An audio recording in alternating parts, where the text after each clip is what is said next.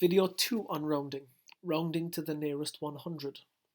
So like we had before, we need to pick the place name or the position of the 100 value, which is the 8. We then circle the number to the right of that. And then remember the rule, if that number in a circle is 5 or more, the number that the arrow is pointed to is raised up. If that number is 4 or less, the number in the circle that is, then the number that the arrow is pointing to, we leave it rest. And the numbers then from the circle to the right will all be 0.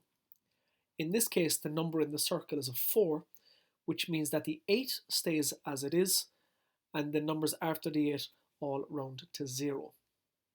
So we get an answer of 2800. Okay, method 2, or the second way of thinking about it. We're rounding to the nearest 100, so we want to see what are the hundreds, or the jumps of 100, either side of that number 2845.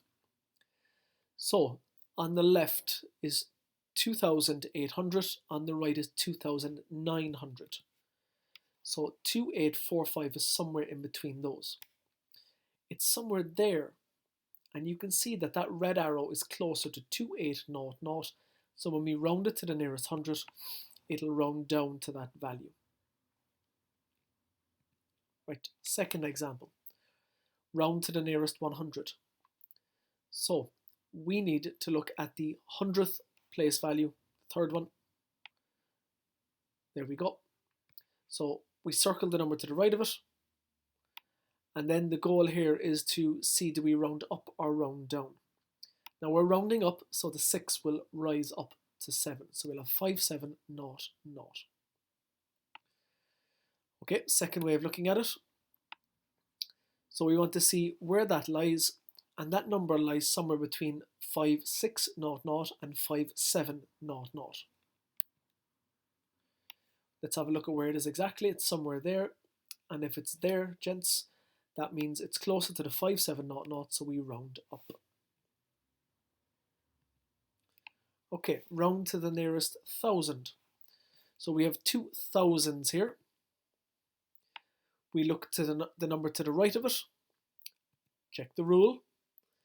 It's 4 or less, so that means the 2 is going to stay as it is, and all the numbers after it will be 0. So the answer is 2000. Right, second way of looking at it. We're rounding to the nearest 1000. Now that arrow there on the 1000 should be pointing to the 2 and not to the 4. So the thousands that are either side of that number are 2000 and 3000. 2455 is closer to the left-hand value, which is 2000, so that's my answer. And the final example. So look, we're looking to round the nearest 1000. So identify where that is, circle the one next to it, look at your rule. That number is 5 or more, meaning the 5 and the 1000 position is rounded up, and the other 3 numbers become 0. So we get 6000. And I've made the same mistake here, that as I did with the previous number, that arrow should be pointing towards the 5. So 5693 is somewhere between 5000 and 6000. So they're my limits. It ends out to be somewhere there, which is closer to 6000. So when we round it, it goes to 6000. And that's it.